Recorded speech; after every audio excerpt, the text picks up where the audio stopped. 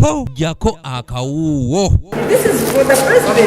Ekirwadde ki COVID-19 nga kikyagenda mu maaso n'okutigomya ensi, abantu ssekinomu ebitongole ne bamusaayi muto bakyagenda mu maaso okweyiwa ku ofiisi ya Ssaabaminisita wano mu Kampala okuwaayo obuyambi omuli obuwunga, sanitayiza, ensimbi enkalu wamu n'ebintu ebirala okudduukirira bannayuganda abali mu bwetaavu. Tuyina abantu ababeera mu slums nga bwe tulaba abantu abali mu ebifo nga bwe tulabye wano Kisenyi nawa n'Etororo gye bali.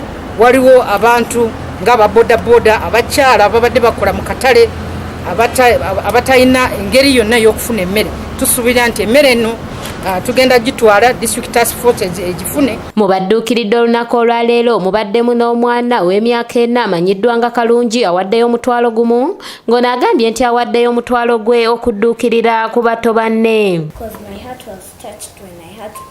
When I heard people weren't getting food, then I thought of donating this amount of money to those who are in need, and I also thank the President for warning us against this coronavirus disease.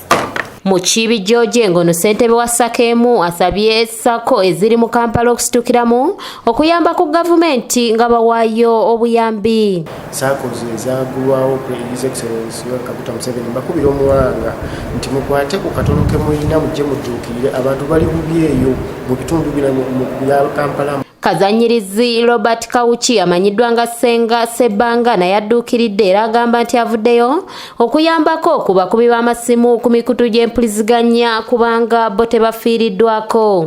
Nze ensonga zange ziri bbiri.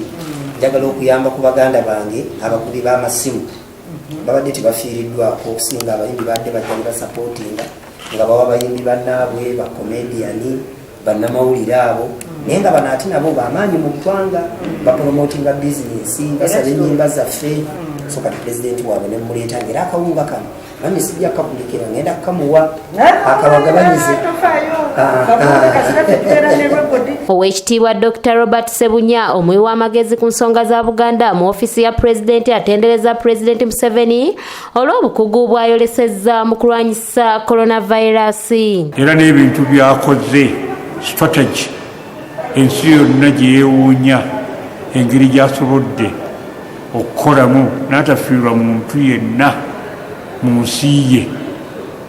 Awo buli muntu yenna akyewuunya kubanga mu Amerika abantu 100 ne bafa olunaku, eyitale abantu bameka ne bafa olunaku, emirambo gy'abafathers miitirivu. Naye wano Katonda badde akyatuyamba. Simanyi oba lwakuba tulina abajulizi. Abantu abalala batubuulidde lwaki beesowoddeyo okuwaayo omuli n'omuvubuka awadde Pulezidenti Museveni enkota y'ettooke ko n'enkoko. Ayongeremu obuvumu okusinziira nga wakutte ekirwadde kya COVID. Kyanga nsaba Katonda amwongere okumanya n'okutekereza ziyambeko ku bantu baffe abatakisi basobole okufuna ki emmere. Kubanga ekizibu ekiriwo mu takisi luli emabega batakisi baali bulungi naye kati emabegawo nekibaddewo banyunyutibwa nnyo n'abantu abalala basula mu mamotoka. Earlier we have donated around 1,000 litre of sanitizer. Now we are donating more 5,000 litre, which is 100 million shillings worth of it. Nze ndowooza nti kikakata ku buli munnansi ne bwe olina emitwalo 2 n'owaayo gumu okutaasa abantu abayinza okuba ba mu nzigotta eyo. Era ekimu ku byandese nawuliddeko nti waliwo abasulirira amazzi nnaku 4 afumba amazzi n'anywa. Abantu ddala aba wansi kati balina engeri gye basobola okufuna ebyokulya n'obuyambi ne tugamba nga kampuni tubaweeko kye tuwaako. Minisita wa Gunona guli mu ofiisi ya Ssaabaminisita era akulira okufuna obuyambi Mary Carol Krutu yeebazizza bannayuganda abawaddeyo okuyamba ku beetaavu. Nga bwe mulabye bulunaku abantu bakyaleeta ebintu, bakyaleeta ssente, bakyaleeta mamoroka, bakyaleeta emmere, baleeta ebintu ebikwata ku byobulamu ebinaayamba abasawo. Bona tubeebaza Mukama bongera omukisa. Kanyike Kevinizi yakusakidde eggulire lino okulwa ABS Television. Abantu bangi nnyo tebalina mmere. Kano akasente akatono ke tuleese kajja kwegatta kwezi endala abannaffe abalagi baleeta